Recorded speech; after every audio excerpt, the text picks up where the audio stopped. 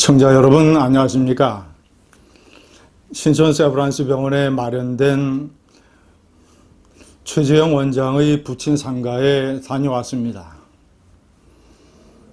아마도 이 상가는 최근에 정치판에서 가장 화제를 끌고 있는 상가일 겁니다.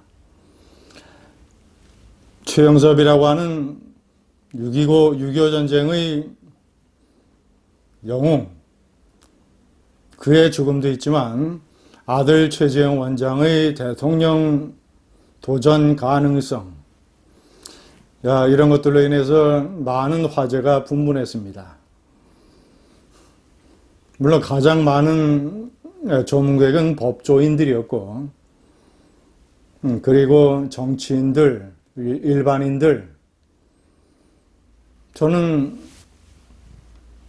그 조문객들과 대화를 나누면서 최재형이란 단어를 둘러싸고 가장 중심적으로 회자되는 얘기가 무엇인가, 이것을 제가 생생하게 느낄 수 있었습니다. 네 가지로 제가 한번 정리를 해봤습니다. 첫 번째, 윤석열과 최재형은 절대 적수가 돼서는 안 된다.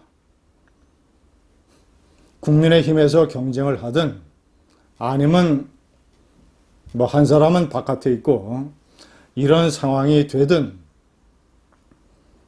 어쨌거나 대통령 선거 국면에서 두 사람은 드림팀 러닝메이트가 돼야 된다. 한 사람이 대통령 후보가 되면, 그래서 만약에 그 사람이 집권을 하게 된다면 다른 사람은 경력으로 봤을 때 헌법재판소장도 할 수 있고 대법원장도 할 수 있고 법무장관도 할 수 있고 국무총리도 할 수 있고, 우파가 이렇게 두 개의 튼튼한 기둥의 자산을 가진 적이 없다. 두 사람은 절대로 마이너스 게임을 해서는 안 된다. 깨끗하게 선의의 경쟁을 하고 다른 사람을 러닝메이트로 국민들 앞에 같이 손을 잡고 가야 한다. 그러기 위해서는 윤석열과 최재형 두 사람이 모두 건재해야 된다. 그 점에서는 최근에 좌파 하이에나 떼들의 공격을 받고 있는 윤석열 총장에 관한 얘기가 많이 나왔습니다. 윤 총장이 모든 것을 정면 돌파해야 된다. 정면 돌파에 실패하면 깨끗하게 다른 사람의 손을 들어주고 러닝메이트를 해도 된다. 정면 돌파 이런 기대에 맞게 윤 총장은 거세게 총반격하고 있습니다. 부인 김건희 씨 줄리 의혹에 대해서 원래 술을 마시고 흥청대는 것을 싫어한다. 새벽 2, 3시까지 컴퓨터 앞에 앉아서 컴퓨터를 하거나 책을 보거나 그런 학구파다. 그러니까 줄리라고 하는 것은 완전히 소설에 가깝다는 얘기죠. 두 번째, 장모의 일은 어디까지나 장모의 일이다. 모든 사람이 공정하게 법의 적용을 받으면 된다. 세 번째, 김건희 여사의 논문 표절 의혹. 모든 것은 국민대학교에서 판단할 일이다. 국민대학교에서 철저하게 검증을 하면 된다. 그런데 자신과 결혼하기 5년 전의 그런 논문까지 다 지금 시비를 걸고 있는 좌파 하이에나 떼의 공격에 대해서 그러면 인사청문회라든가 그동안의 여러 과정을 통해서 문제가 제기됐던 이재명, 정세균, 추미애 세 사람의 논문의 표절에 관한 여러 가지 의혹도 정면으로 조사를 해야 된다. 라고 얘기를 했습니다.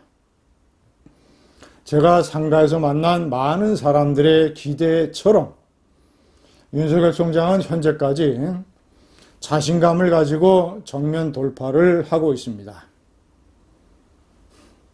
자, 두 번째, 절대 명령. 역사의 절대 명령, 야권 단일화.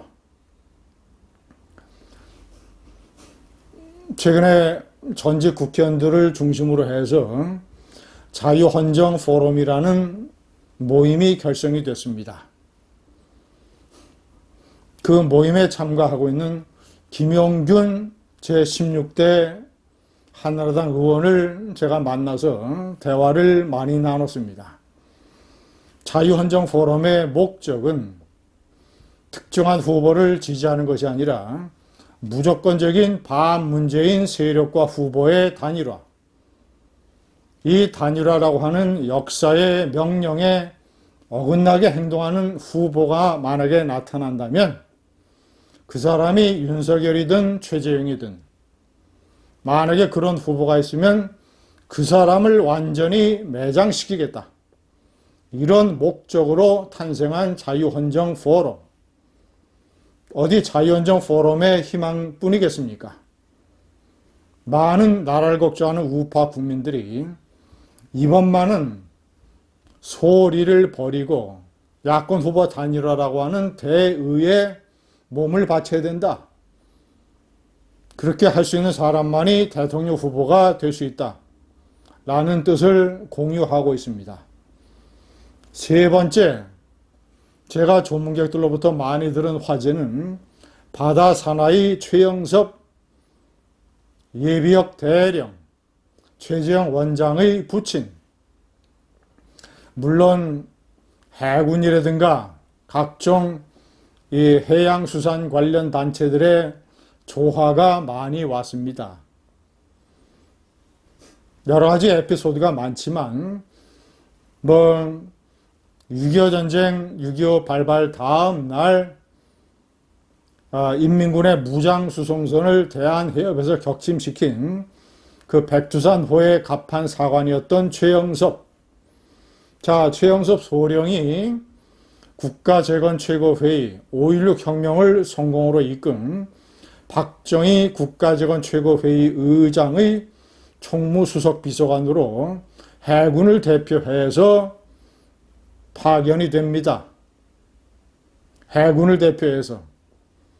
자, 그런데 혁명 이듬해인 1962년 울릉도를 방문하고자 박정희 최고의 의장 일행이 울릉도에 상륙하고자 상륙정을 갈아타고 배에 접근하다가 섬에 접근하다가 박정희 의장이 기우뚱하는 바람에 바다에 빠졌습니다. 그때 체구가 건장한 최영섭 소령이 바닷물에 뛰어들어서 박정희 의장을 등에 업고 나왔습니다.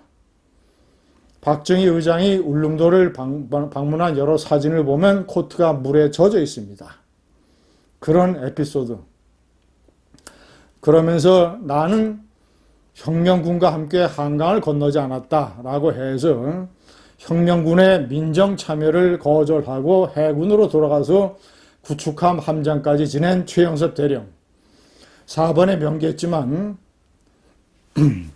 아들 최재형 원장에 대한 마지막 유언은 정치 참여를 이해해 주면서 대한민국을 밝혀라. 국가를 밝혀라. 바다 사나이답게 등대의 역할을 주문했습니다. 최재형 원장, 앞으로 그가 정치 인생 경로가 어떻게 펼쳐질지 모르지만 그가 어느 곳에 있든 대통령 후보가 되든 대통령이 되든 아니면 또 다른 자리에 있든 대한민국을 밝히는 국가를 밝히라는 아버지의 유언을 지켜야 할 것입니다. 최재형 원장 부칭 상가에서 제가 생생하게 느낀 점이었습니다. 감사합니다.